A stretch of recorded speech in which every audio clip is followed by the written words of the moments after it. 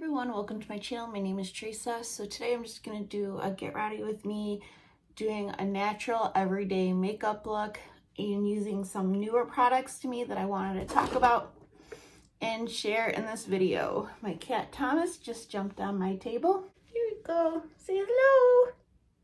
I have three needy cats who every time I film want attention too because I'm not paying attention to them.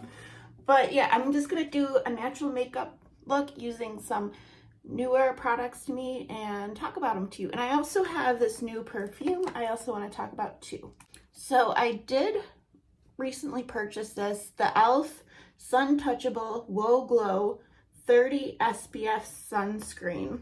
And I want to say this was around $15. So it's just pretty much like a glowy lotion sunscreen. And it looks kind of like a highlighter, and it does have like a slight tint to it, but it kind of just blends into the skin. It does feel like moisturizing and it has that sunscreen smell, but I know I personally need to get better about wearing sunscreen, like not just in the summer, like every day, because I know sunscreen does have a lot of great benefits with helping with aging, protecting your skin against sun cancer, or skin cancer, sunspots, all that. So it's just very good to wear sunscreen. And then anytime I go on with glowy products, I like to use like a pore filling smoothing primer. And this one I got in BoxyCharm. It's from Bakerie, and it's the Hydro Silk primer. It looks like a stick of butter, really cute. And it's just like a balm. It does say it's hydrating, but I feel like it has that silicone feel, like a pore blurring primer. So I usually put it like where my pores are, and my nose, and up at my forehead, and probably right here where I have my smile lines. And just rub it in with my fingers. And so I have these two products from e.l.f., the Halo Glow Liquid Filter. I have this one in the shade 2. It's Fair Light. And then I bought this one, I believe this is the deepest shade, is shade, I think it says 8 Rich. So I kind of use this as like a foundation BB cream type product. It does add glow. I feel like it offers a little more pigment than the sunscreen.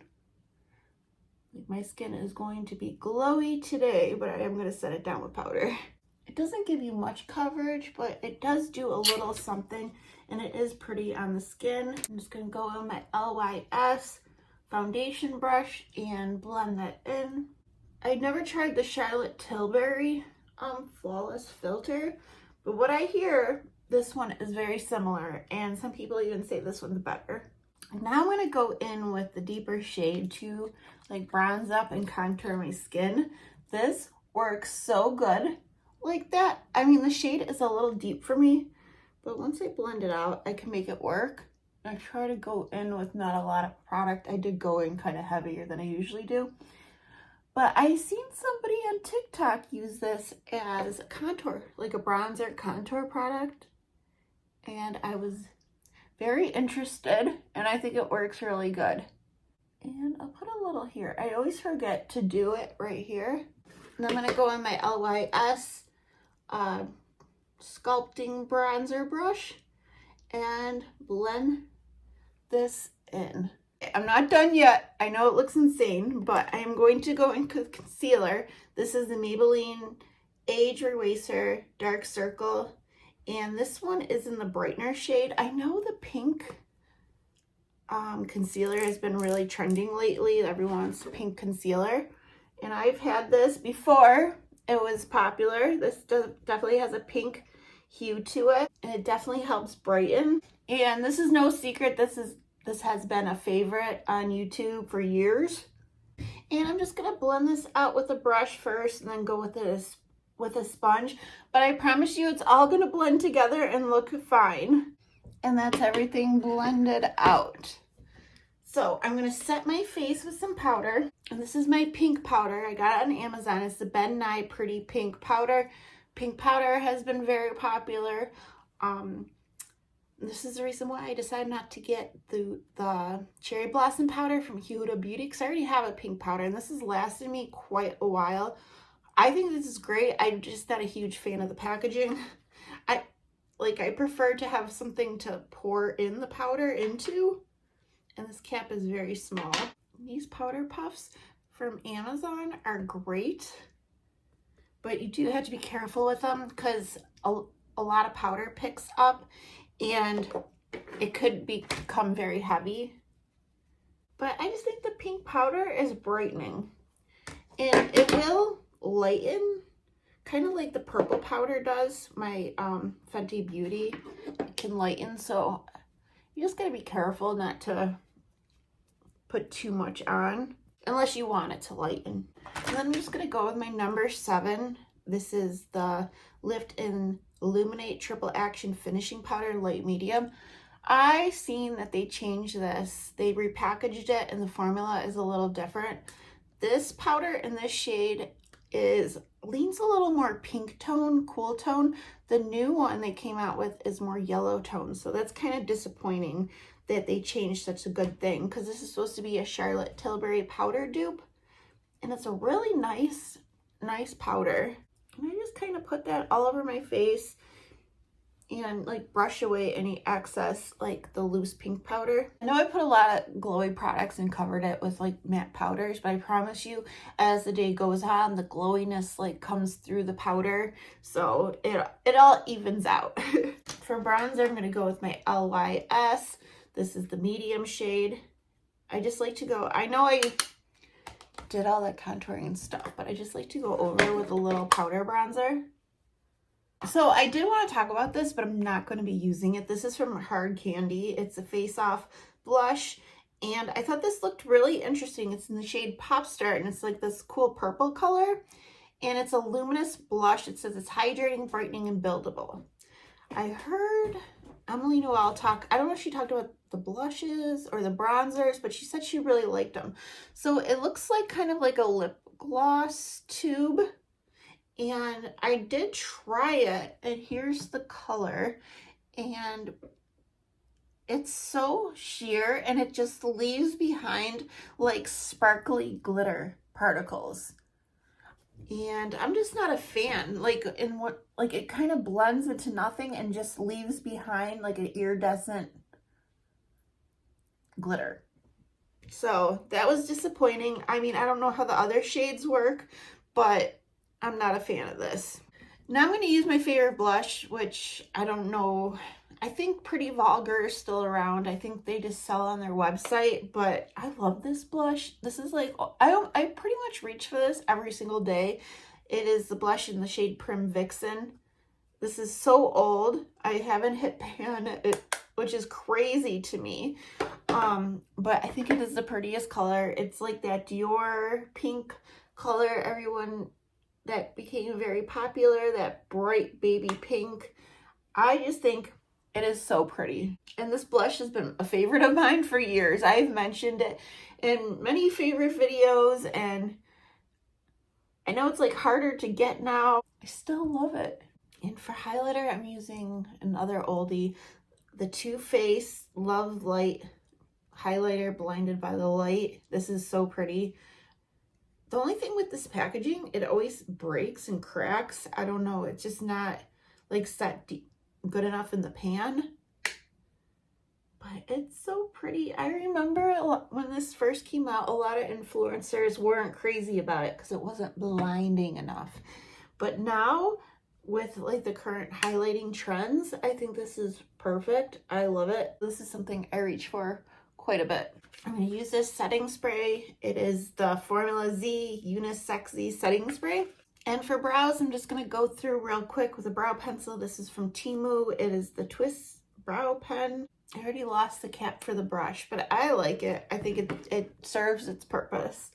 Okay, brows are done, and I want to do something really simple, really easy with this palette. I really haven't used it, the Ciate Royal Edition eyeshadow palette. Here are the colors. There's so many colors, but there is quite a bit of neutrals.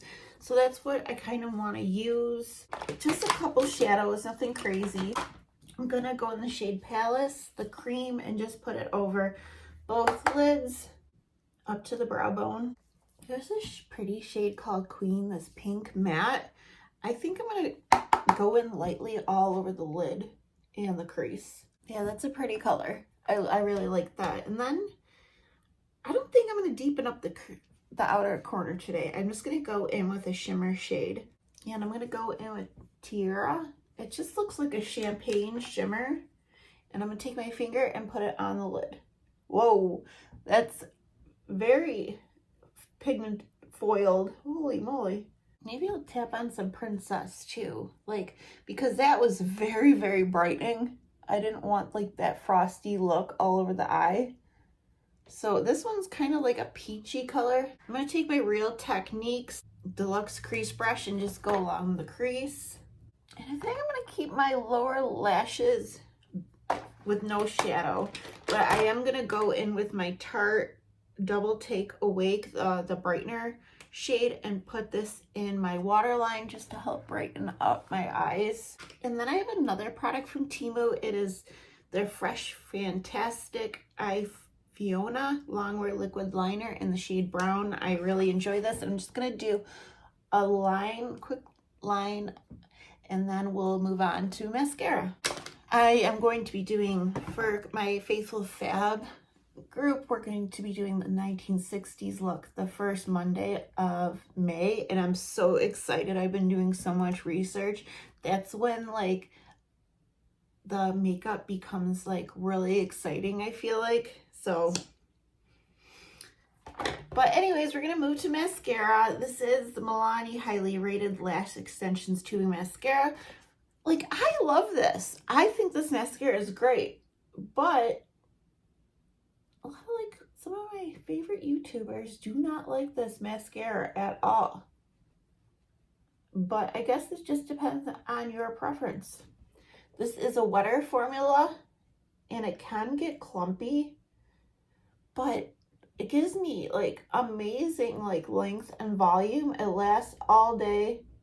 It doesn't smudge and it just comes off the water. And for the lips, I'm going to use my Frank Body Lip Tint in the shade Cherry Bomb. I love this.